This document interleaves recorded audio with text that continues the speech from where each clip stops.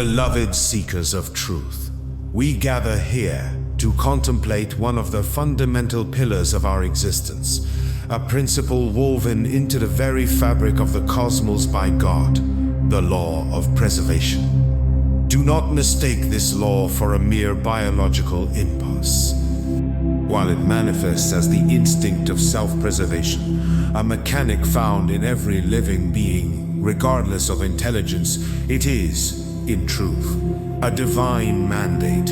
Why does Providence instill in us this tenacious clinging to life? It is because life is the crucible of moral perfection. We are here to collaborate in the grand designs of the universe, and to do so, we must exist, we must endure, and we must evolve, in accordance with God's law of progress. See my video on this. Let us first address the bounty of our world. A question often haunts the weary heart. Does the Creator provide the means to sustain the life He mandates? The answer is a resoundingly affirmative yes. The earth is an excellent mother. If her children go hungry, let us not cast our eyes upward in blame, but rather inward in reflection. The earth produces sufficient resources for the necessary, but she buckles under the weight of the superfluous. Consider the nomad of the desert. They find sustenance because their desires are tethered to reality. Yet, in our civilized states, we waste half of production satisfying fanciful desires, only to lament the scarcity of the morrow. Nature is not stingy. It is humanity that lacks the discipline of contentment.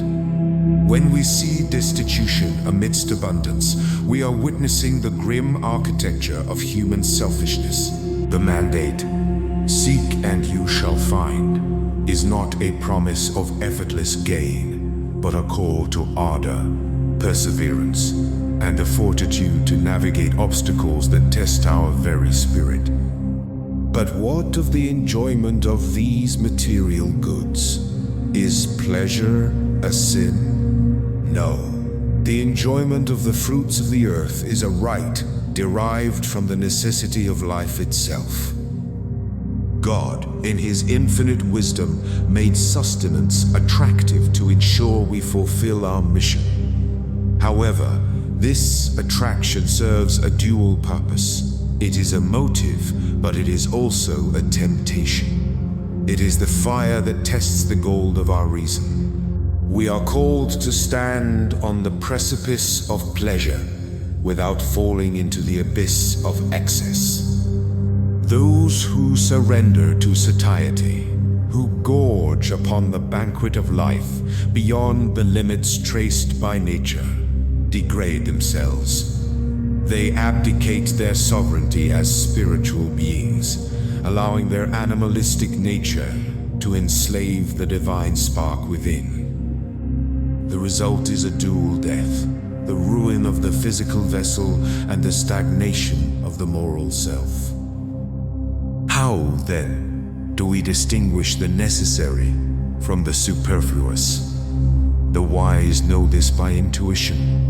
The rest learn it through the bitter tuition of suffering. While civilization has indeed multiplied our means, it has also, through the laudable marriage of science and philanthropy, attenuated the harshness of survival.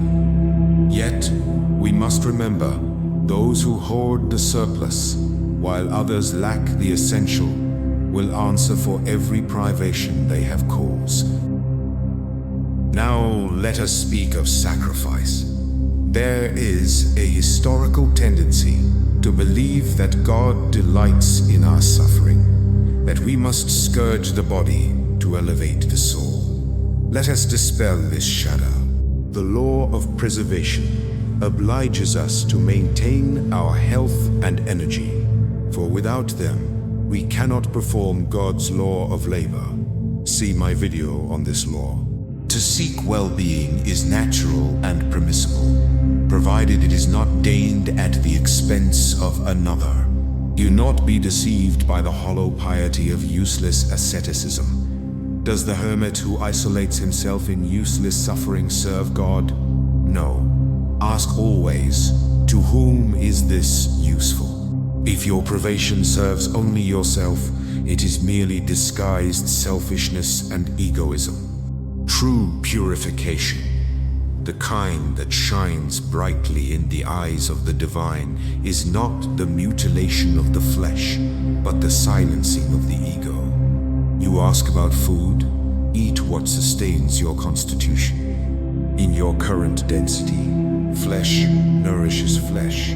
This is a necessity of your physical organization. You ask about abstinence? It is meritorious only if you deprive yourself to feed the hungry. You ask about suffering? Natural suffering, born with resignation, elevates us. Intentional, useless suffering is folly.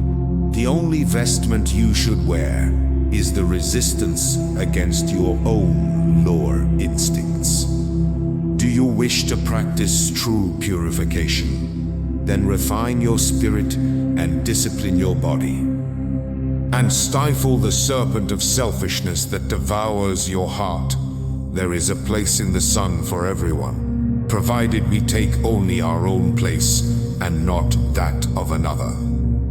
Let us walk forward with heads held high, enjoying the earth with gratitude, laboring with tenacity, and restricting our own excesses so that we may pour our abundance into the cups of those who thirst.